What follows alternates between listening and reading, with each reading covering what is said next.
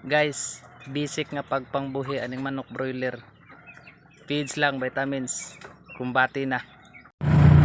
Dali-dali na kay ay meet up ang libre o iso.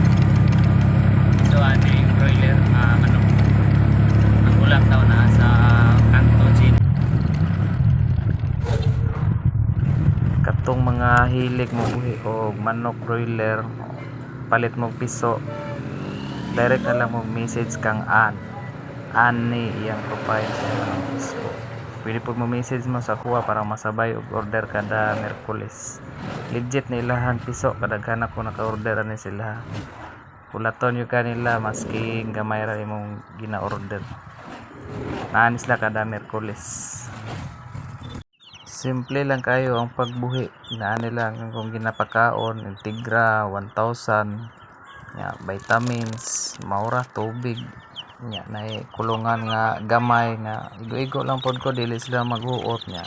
Na suga 25 watts kumbati na. Kunya after 7 days ana niya imo na po nang ibalhin og medyo luag-luag nga kulungan kay dagko naman na sila niya. Pwede na dili nimo sila baluton nga makakuan sila presko nga hangin niya. Siyempre mo po na siyang pagkaonon, kailangan dili gyud na siya mahutdan og pagkaon kay ma-south mo na ilahang tinubuan pag balhibo ra mo daghan ana matubo.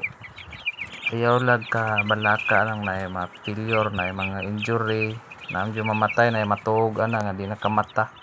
Normal gyud na siya. Sa 30 heads ana nagyoy sagad 5 ka buok madamage, normal na siya. Unya naa kay kulungan nga medyo dako-dako nga pwede na nila diha puy-an hangtod kanosa sila pwede na maihaw. Nya kanang medyo relax sa pagpakaon ba di ka maglisod nga kanang ana lang ka sa gawas magbutang silang pagkaon o parehaan ni day 15 na ni siya, 15 days na ni siya mo ni murag dako-dako na kung di butang nga kulungan para silang tanan masulod yun ba ini pangaon, dili sila maghuot nya makagandagan sila makalupad-lupad pod nya kailangan po na duha ka buok imong waterer, isa para sa mang-maintain og vitamins nya, ang isa pure tubig lang. Hindi na siya pwede og mahutdan og vitamins para dili dayon dutlan og sakit ba.